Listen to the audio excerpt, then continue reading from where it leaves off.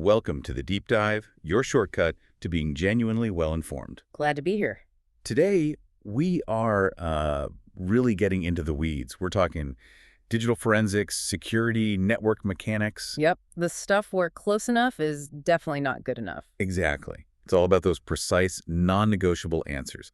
We're going to contrast those with some common misconceptions, the kind of things that sound logical but are actually traps. That's the key takeaway today, I think. Understanding why those wrong answers seem tempting but ultimately fail, it's often more valuable than just memorizing the right one. For you listening, this is about getting past that surface-level knowledge.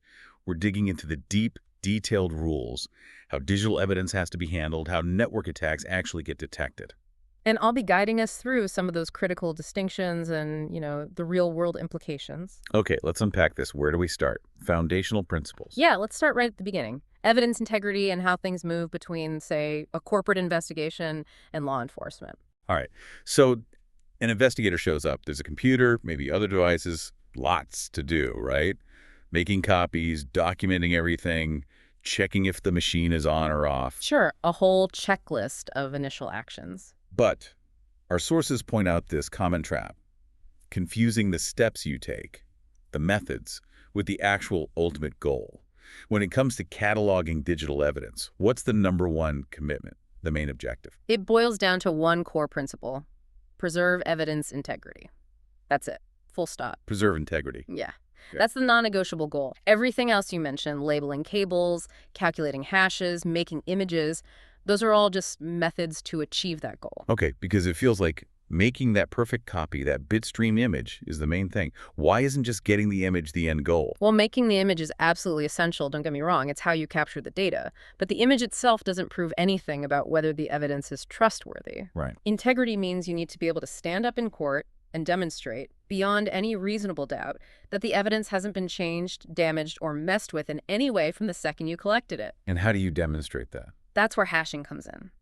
Using something like MD5 or better, SHA-1 or SHA-256, to create a unique digital fingerprint of the original drive before you even touch it. Right. Then you make your bitstream image using a write blocker so you don't accidentally change the original. Okay. And then you hash the image. If those two hash values match perfectly, that proves your acquisition was clean. Combine that with a solid chain of custody document. Showing who had it when. Exactly. Then you've established integrity. The image is just the container. The matching hashes and the chain of custody are the proof. So if I botch the integrity part, even if I have a perfect image and meticulous notes. Your evidence is likely getting thrown out. Yeah. The defense will challenge its validity immediately. If that hash doesn't match or the chain is broken, poof, worthless. And what about that other option? Not turning off the computer. That feels really important too for saving RAM. It is important, especially for capturing volatile data like what's in RAM. That's often a critical step in the process, particularly in live incident response. But it's still just a step. Right. Preserving RAM is part of the acquisition process, but preserving the overall integrity of all the evidence, volatile and non-volatile, is the overarching purpose of the entire forensic methodology. Integrity covers everything. Okay, that distinction is crucial. Method versus goal. Yeah. Got it. Let's shift gears slightly. Corporate investigations versus, say, police investigations. Sure, different worlds in some ways. Our sources say corporate forensics is often technically simpler. Now, the tempting wrong answer here focuses on the legal side, like maybe you don't need a warrant in a corporate setting. Which is often true, yeah. Due to company policy, acceptable use agreements, maybe lower expectations of privacy on work devices. But that's a legal difference. What makes the actual hands-on technical forensic work easier day-to-day in a typical corporation? It really comes down to one word: standardization. Think about it. In many companies, everyone gets a standard laptop, maybe a standard desktop model. They're running the same operating system image deployed across the board, same core software email client, Office suite, maybe specific business apps. So the investigator knows exactly what they're dealing with. Exactly. They know the hardware specs, they know the OS version, they know where standard log files are kept. They know the file system quirks. They probably have pre-made forensic tools configured for that exact setup. Right. Imaging is predictable. Analysis tools work consistently. It just streamlines everything. You're not guessing about drivers or weird custom software nearly as much. Compared to a law enforcement case where you might seize someone's home computer. Which could be anything. Custom-built gaming rig, old laptop running Linux, a Mac, maybe multiple operating systems, different encryption, weird peripherals. It's a technical free-for-all. So the technical simplicity in corporate cases comes from that uniformity of equipment. Precisely. The legal ease, like not needing a warrant, simplifies the start of the process, the paperwork. But the technical investigation itself is made vastly easier by that standardization. It's a technical advantage, not just a legal one. Okay, makes perfect sense. Now let's follow that corporate investigation thread. You're hired by a company, maybe looking for misuse of resources, someone downloading movies, whatever. Standard internal investigation stuff. But while you're digging around on their work computer, following the proper procedures, you find something much, much worse. Clear evidence of a serious crime, say embezzlement, major fraud, or something really disturbing like child exploitation material. Okay, a critical turning point. Does the case have to be handed over to law enforcement at that point? Or can the company try to handle it internally, maybe fire the person quietly? No, it absolutely must transition to the public sector. That's a hard line. So the answer is true. It must transition. Yes, unequivocally true.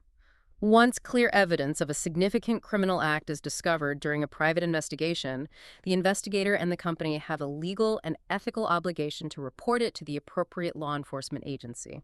Why is that? What are the risks of not reporting it? Huge risks. If the company tries to conceal it or even just ignores it and hopes it goes away, they could face serious legal consequences themselves. Things like obstruction of justice, misprision of a felony. It creates massive liability for the corporation. And for the investigator, too. Absolutely. The investigator's duty is to the integrity of the process and the law. Covering up a crime destroys their credibility and could lead to professional sanctions or even criminal charges. Their role shifts from corporate policy enforcer to witness in a criminal matter. So the private investigation essentially stops, and law enforcement takes the lead. Correct. The private investigator secures the scene, preserves the evidence they found, documents everything meticulously, and then hands it over. The official investigation begins. Okay, let's dive deeper into the actual mechanics of getting that data. We keep talking about the bitstream copy.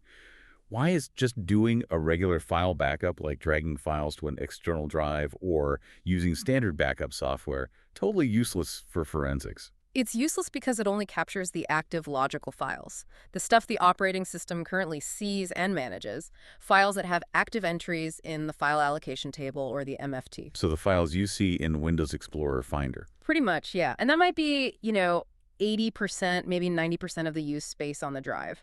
But the really juicy stuff, the evidence that often proves intent or shows someone tried to hide things, is usually in the other 10-20%. And what specifically gets missed by just a simple backup? Oh, a ton of critical stuff. Number one, deleted files. When a user deletes a file, usually only the pointer to that file is removed. The actual data often stays right there in what we call unallocated space, waiting to be overwritten.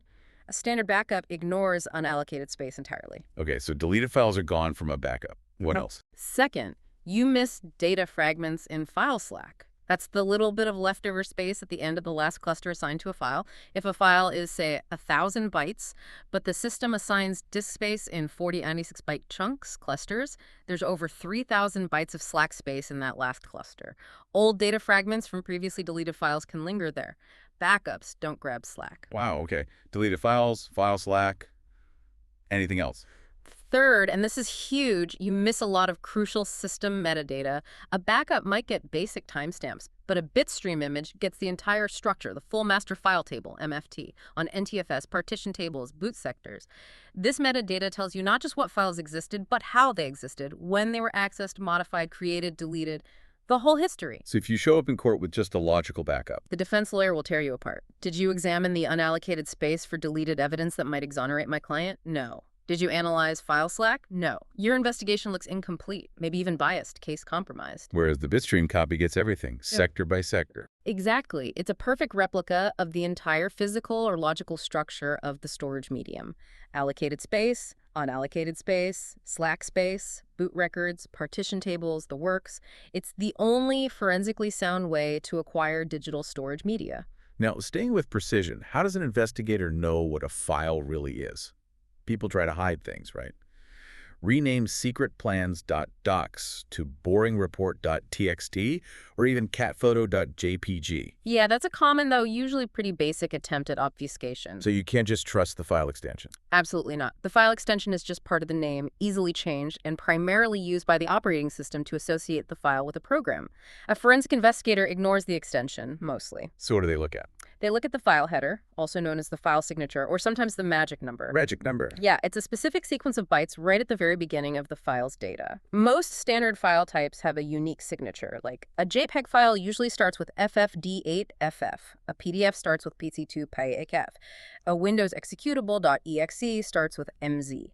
Ah, so it's embedded in the data itself. Exactly. Forensic tools automatically read this header information and tell you the true file type, regardless of what the user named it or what extension they used.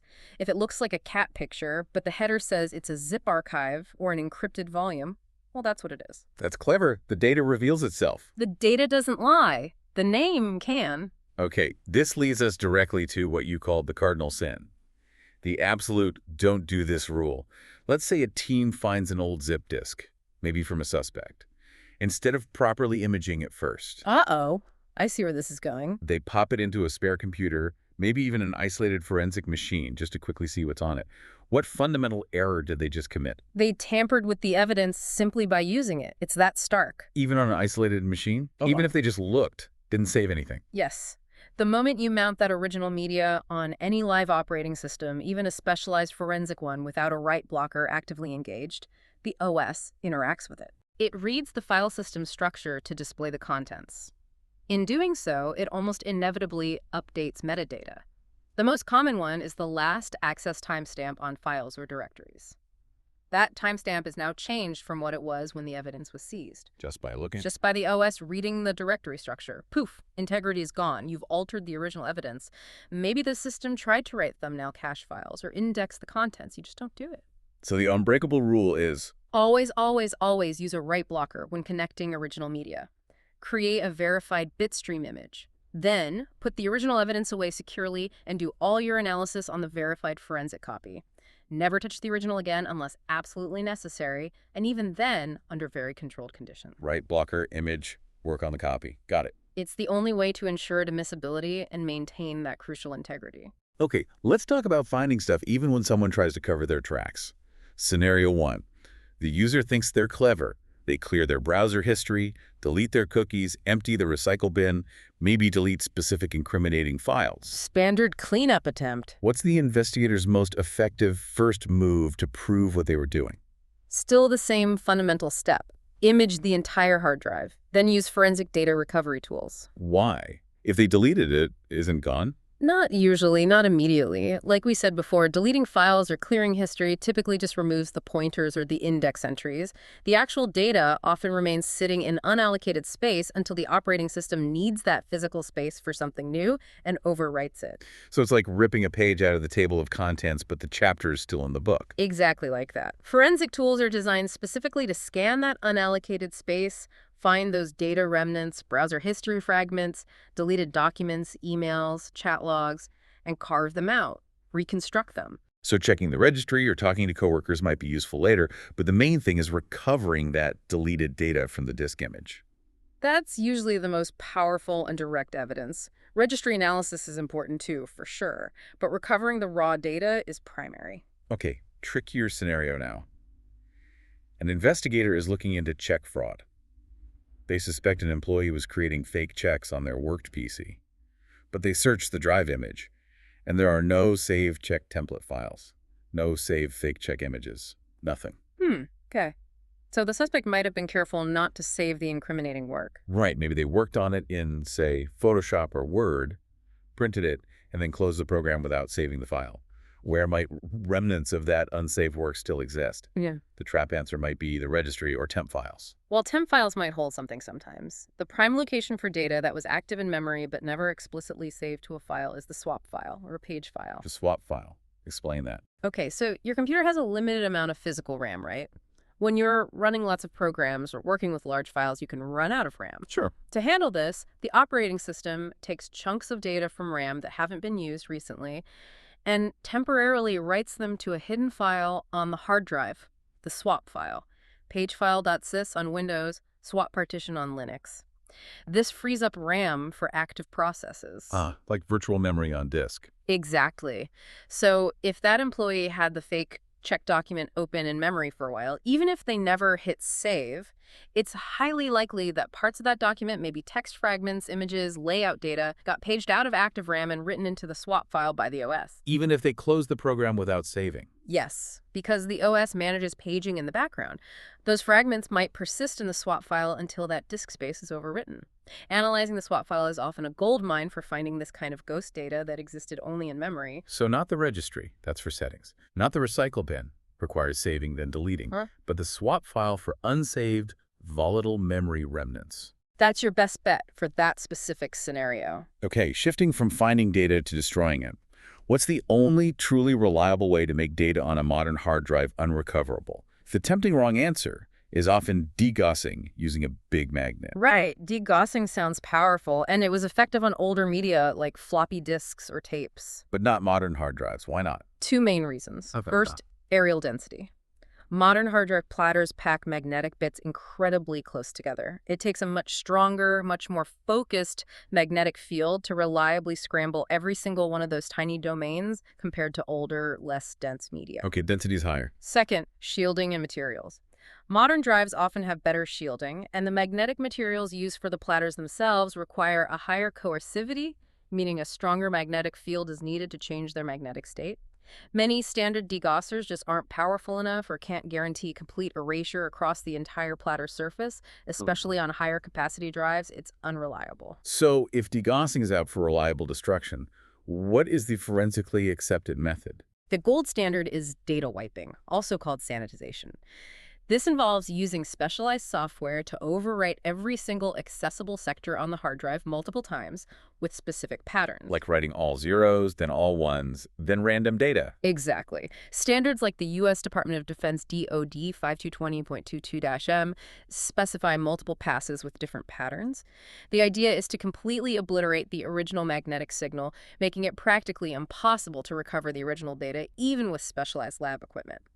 Physical destruction, like shredding, is also an option, but wiping ensures the data is gone before the drive potentially leaves your control. So overwriting with junk data is the key. Multiple passes of overwriting. That's the reliable way for magnetic hard drives. And just a quick side note on physical media differences. Optical media, CDs, DVDs, Blu-rays, they aren't affected by magnets, right? Correct. Because they store data optically, using lasers to read pits and lands burned into a dye layer or phase change material. Magnets have no effect. You need to physically destroy them, shredding, grinding, incinerating to guarantee data destruction. Different physics require different destruction methods. A good reminder not to mix up media types. All right, let's move on to the network. This is where things get really interconnected and sometimes confusing. Let's start with a basic tool, NetStat. We use it all the time to see which ports are listening, which connections are active. Standard network troubleshooting and monitoring tool, command line staple. But here's a tricky question designed to catch people out. What TCP or UDP port does the NetStat utility itself listen on? The correct answer is none. Exactly, no port. This trips people up because they think of NetStat as showing services, and services listen on ports. Right, like Telnet on 23, TFTP on 69, Echo on 7. Those are services with ports. But NetStat isn't a service itself. It's just a utility, a command you run. It executes, queries the operating system's network stack, asks the kernel basically, hey, what connections are open, what ports are listening, displays that information, and then it terminates. So it reports on ports, but doesn't use a port itself to do the reporting. Precisely. It's like asking a librarian for a list of books currently checked out. The librarian isn't a checked out book. They're just providing the information. Good analogy. Okay, sticking with essential network functions. Forensic investigations rely heavily on accurate timelines. You need to know when things happen, in what order, across multiple systems. Absolutely critical. Log correlation is impossible without synchronized time. So what's the standard universally used protocol for keeping clocks synchronized across a network? That would be NTP, the Network Time Protocol. NT. Yeah. It allows clients to synchronize their clocks with designated time servers, which themselves might synchronize with higher stratum servers, ultimately tracing back to authoritative time sources like atomic clocks or GPS.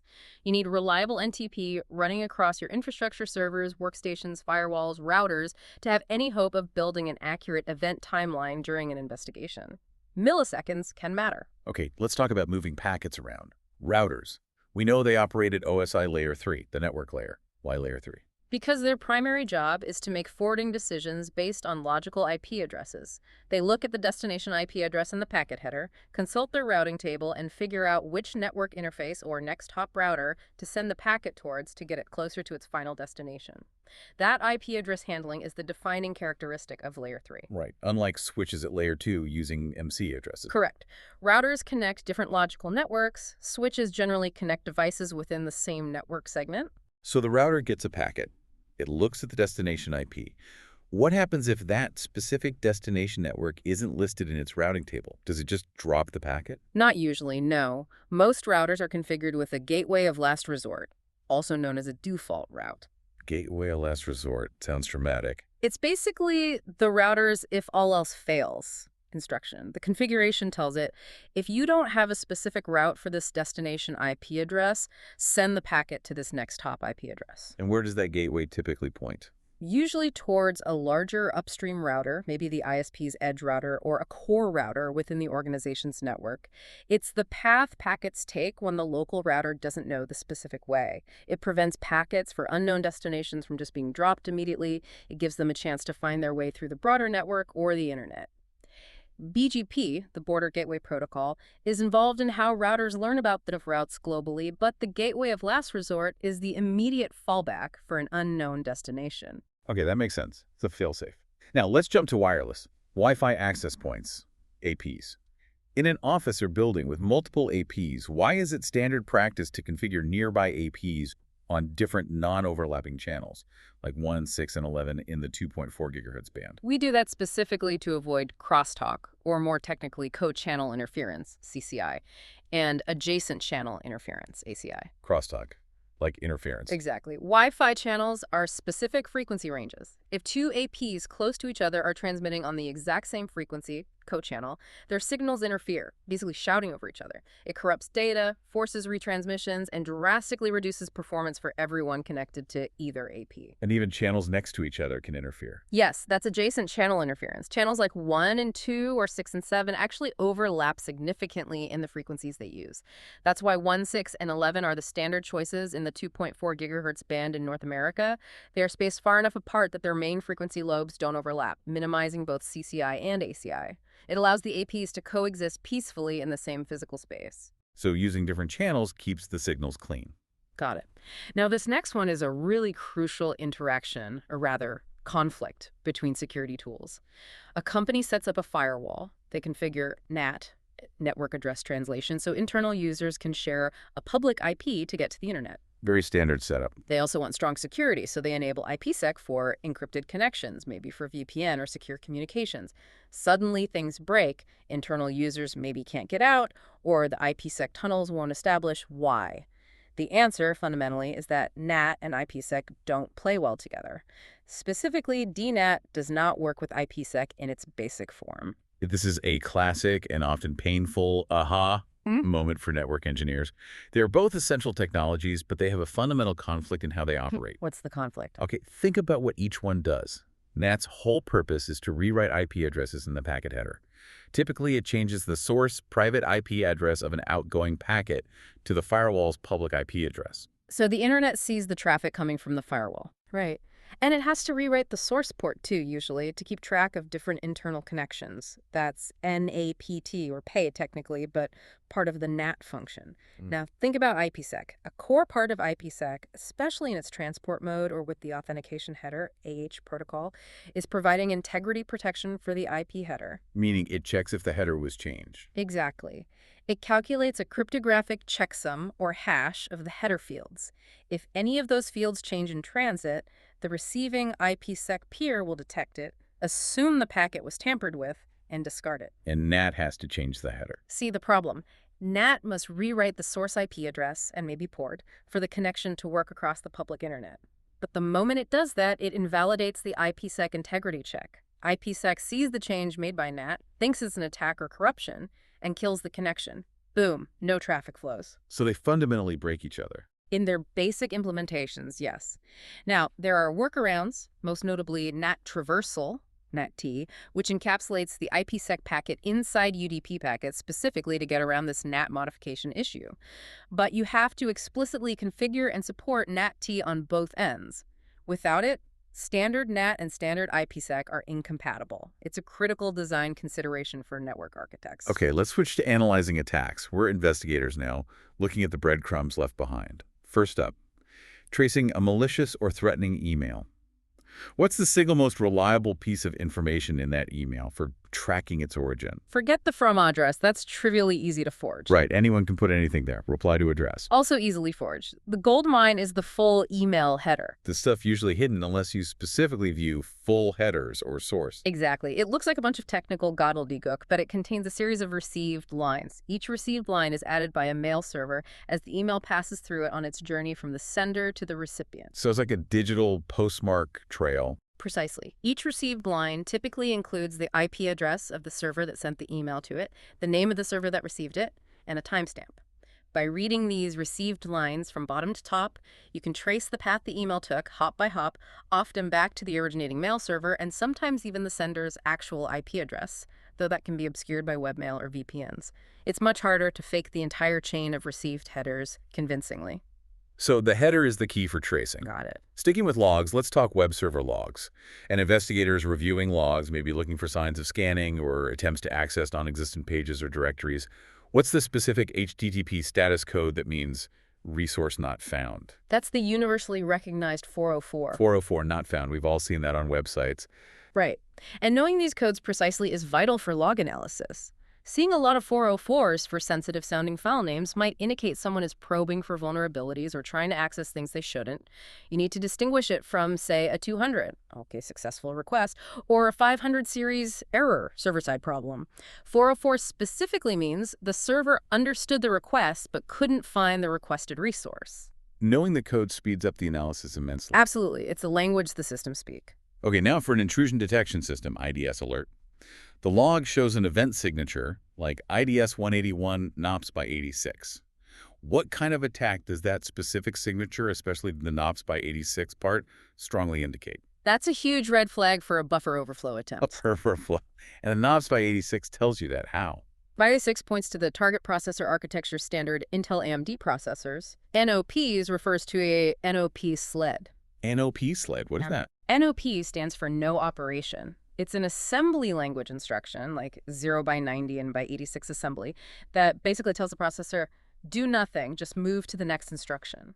A NOP sled is a long sequence of these NOP instructions placed in memory just before the actual malicious code, the shell code, in a buffer overflow exploit. Okay, why put a bunch of do-nothing instructions there? It increases the attacker's chances of success. When you overflow a buffer, you're trying to overwrite a saved return address on the stack to redirect the program's execution flow to your injected malicious code.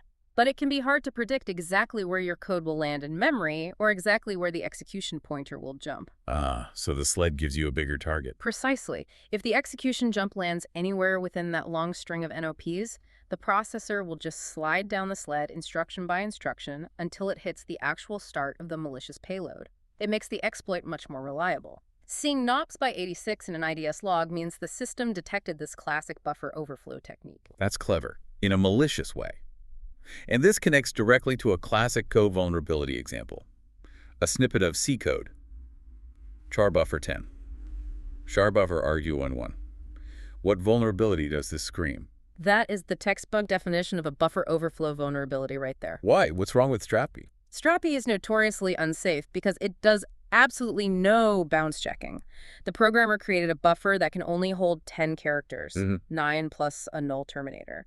But Strappy is instructed to copy whatever data comes from the command line argument, argv1, into that buffer. What if the command line argument is 50 characters long? Strappy doesn't care. It will just keep writing past the end of the allocated 10-byte buffer, stomping all over whatever data happens to be next in memory on the program stack. Like who? Like saved variables, function parameters, and crucially, the saved return address the memory location the program is supposed to return to after the current function finishes. And if the attacker provides a carefully crafted long input? They can overwrite that return address with the memory location of their own malicious code, the shellcode, which they also included in the overly long input string. When the function tries to return, instead of going back where it should, it jumps straight into the attacker's code, often preceded by that NOP sled we just talked about. That straclp without size limits is ground zero for this type of attack. Okay, that's a perfect illustration. Sure. Let's move to defense mechanisms. We have intrusion detection systems, IDS. Some are passive, some are active. Right. Passive just watches and alerts. Active can intervene. So if an IDS detects a known vulnerability scan in progress and actively cuts off the connection, maybe sends TCP resets or blocks the source IP, what type of system is it? That's an active IDS, or more commonly called an intrusion prevention system, IPS nowadays. IPS. Yeah. The key is the P for prevention. It doesn't just detect, it takes action to stop the malicious activity it identifies. A passive IDS would just log the scan and maybe send an email alert, but it wouldn't interfere with the traffic itself. The intervention is the defining feature of an active prevention system. Okay, now let's flip that. Consider a very popular, very powerful vulnerability scanner, Nessus. Why is Nessus generally considered a bad choice if your goal is to perform a stealthy vulnerability assessment? Try not to be detected. Simple answer. Nessus is incredibly loud. Loud, meaning noisy on the network. Extremely noisy. Nessus is designed for comprehensiveness. To be thorough, it launches a massive number of probes. It tests for thousands of vulnerabilities across numerous protocols and ports. It sends connection requests, malformed packets, specific queries, all designed to elicit responses that reveal weaknesses. So it leaves huge footprints in the logs. Exactly. Yeah. Any decent network monitoring tool, firewall log, or IDSC will light up like a Christmas tree when a Nessus scan hits it. It generates a storm of easily identifiable scanning traffic. It's great for finding vulnerabilities if you don't care about being seen, but it's the opposite of stealthy. Stealth requires targeted, slow, low-volume probes, which is not what Nessus is built for. Makes sense. Thoroughness versus stealth. Now, for a really neat, almost counterintuitive network analysis scenario, an investigator wants to map out firewall rules using a tool called Firewalk. Ah, Firewalk. There you go. Clever tool. Tries to determine filter rules by analyzing TTL-based responses. Right. So the investigator runs Firewalk against the target firewall, but they configure it to send packets with a time-to-live TTL value set to exactly 1. They also place a packet sniffer on the network segment behind the firewall on the trusted side. But the sniffer sees absolutely nothing coming through from the Firewalk probes. Why did the test fail to reach the sniffer? This failure is pure network mechanics, specifically how routers handle TTL. Okay, break it down. What does TTL do? Time to live is a field in the IP packet header. It's essentially a hop counter. Every time a router processes the packet, it decrements the TTL value by 1. If the TTL ever reaches 0, the router is obligated by protocol to discard the packet. To prevent packets from looping forever. Exactly. So the investigator sends a packet with TTL 1. It travels across the network and reaches the target firewall, which acts as a router between the outside and inside networks. That's hop number 1. Okay, packet hits the firewall.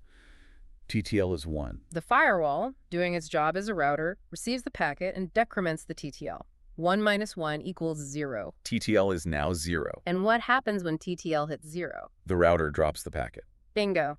The firewall drops the packet right there. It never gets forwarded to the internal network segment where the sniffer is patiently waiting. The sniffer sees nothing because the packets never made it past the first hop, the firewall itself, due to TTL expiration. So the firewall didn't necessarily block it based on a rule. It dropped it because the TTL ran out as designed. Correct. The test failed because the TTL was set too low to traverse the first routing hop.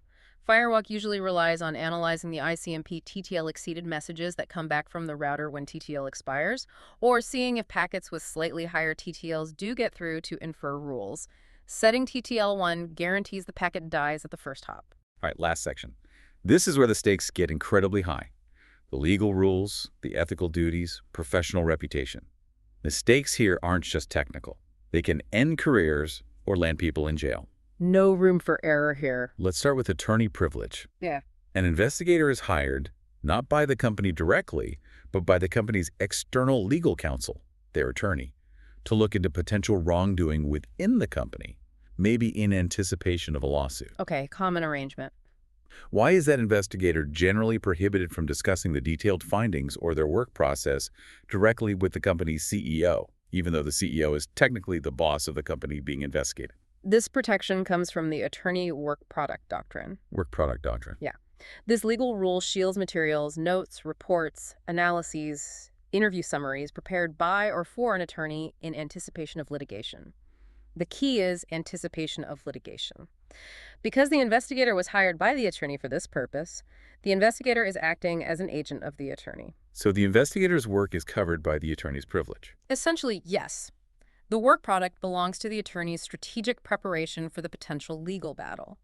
If the investigator starts sharing those confidential findings directly with the CEO or other non-legal corporate officers, It could break the privilege. it could be argued that the confidentiality needed for the privilege has been waived.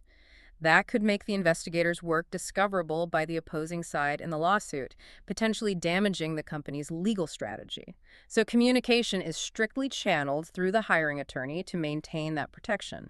It overrides the corporate hierarchy in this specific context. Fascinating. Privilege trumps the org chart. Yeah. Okay, related to legal boundaries during a search.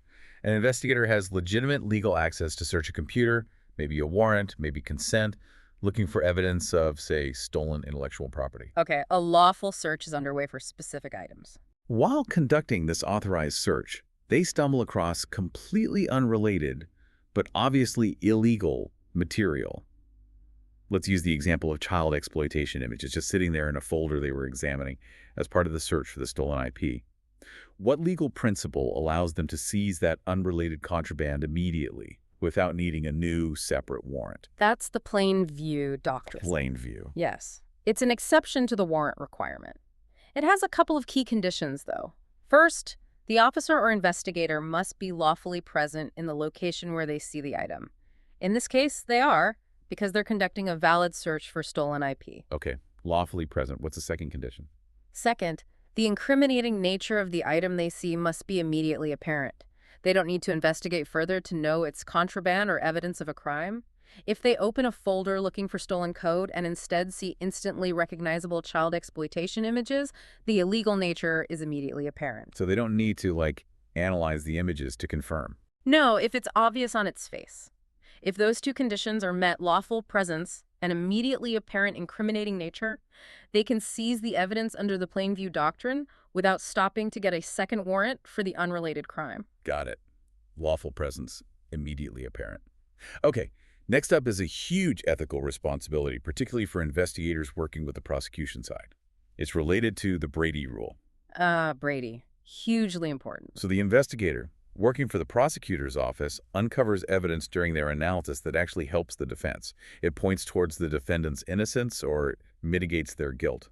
This is called exculpatory evidence. What must the investigator do? There's no ambiguity here. They must immediately bring that exculpatory evidence to the attention of the prosecutor they are working for. They can't just, ignore it or hope it gets missed. Absolutely not. The Brady rule from the Supreme Court case Brady v. Maryland imposes an affirmative duty on the prosecution, and that includes all its agents, like police officers and investigators, to disclose any and all material evidence favorable to the defendant. Whether it relates to guilt or punishment. Correct. Failure to disclose Brady material is a serious constitutional violation that can lead to convictions being overturned, sanctions against the prosecutor, and civil liability. The investigator's personal opinion about the defendant's guilt is irrelevant. Their duty is to disclose the evidence. And what if they went further and actively hid or destroyed that exculpatory evidence? That moves from ethical violation and constitutional error into active criminal conduct. That's spoliation of evidence, which is often a felony. It's obstruction of justice, career-ending, potentially prison time stuff. The duty to disclose is absolute. Okay, absolute duty to disclose. Now, let's connect this back to the Fourth Amendment. Imagine a corporate security investigator is working an internal case. A local police officer comes by, maybe investigating a related matter, and asks the corporate investigator, "Hey, can you put a network sniffer on your company network here to capture traffic related to my case? I don't have a warrant yet, but it would really help." Why must the corporate investigator politely refuse that request? Because agreeing to do it under the direction of the police officer would likely make the corporate investigator an agent of law enforcement for the purposes of that specific action. An agent of law enforcement. What'd that mean legally? It means the corporate investigator's actions would now be subject to the constitutional restrictions that apply to the police, primarily the Fourth Amendment's protection against unreasonable searches and seizures. And wiretapping or sniffing network traffic is generally considered a search. Yes, it usually requires a warrant based on probable cause. If the corporate investigator, acting as a government agent because they were directed by the officer, installs that sniffer without a warrant, they've just conducted an illegal search under the Fourth Amendment. And the consequence of an illegal search is? The exclusionary rule. Any evidence obtained as a result of that illegal search would be inadmissible in court against the person whose privacy was violated. It gets thrown out. The corporate investigator, by trying to help the officer informally, would actually destroy the potential evidence and potentially compromise the entire police investigation. So the correct response is, I'd love to help, officer, but I'll need you to come back with a valid warrant or court order. Exactly. It protects themselves, protects the company, and ensures any evidence collected later is actually admissible. Okay, almost there. Jurisdiction.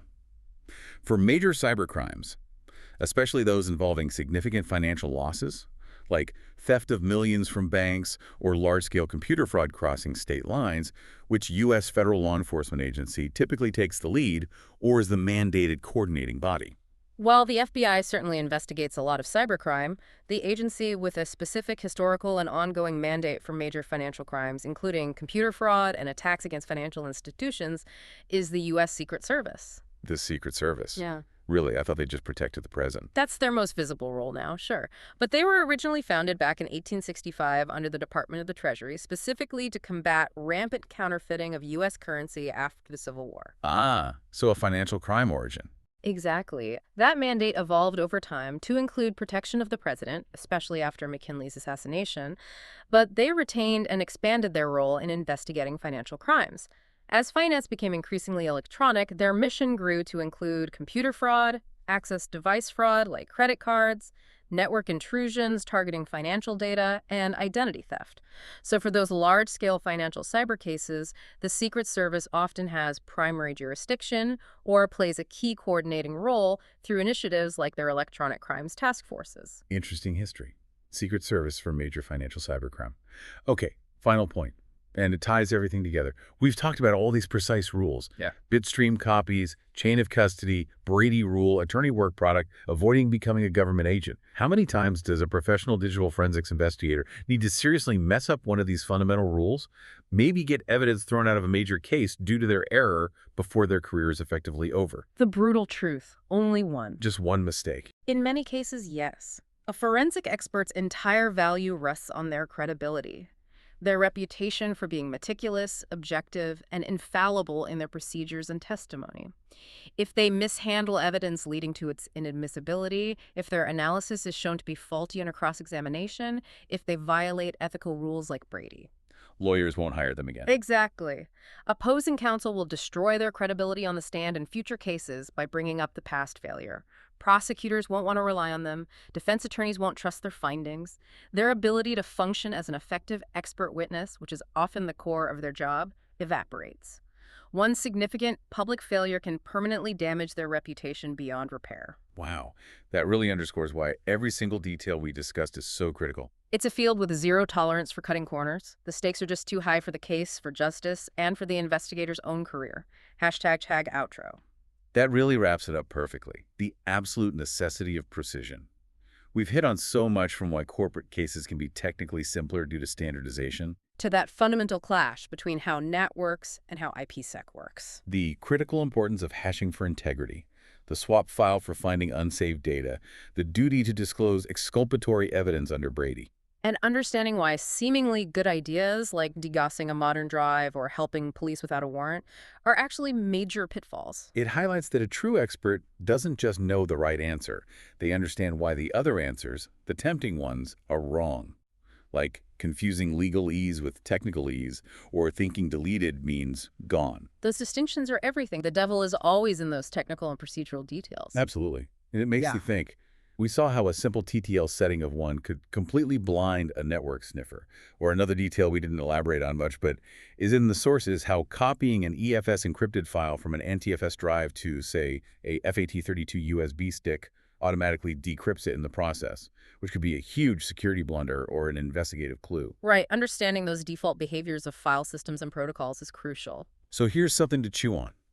What other seemingly small, maybe overlooked default behaviors or technical quirks in file systems, network protocols, or even application logs might hold similar hidden implications? Secrets that could expose a criminal, exonerate an innocent person, or completely change the course of an investigation, just waiting for someone who understands the deep mechanics. That's a great question. Always more layers to uncover. Definitely something for you to explore further. Thanks for joining us for this deep dive into the non-negotiable truths of digital forensics and network security. Always a pleasure to dig into the details. We'll see you next time on The Deep Dive.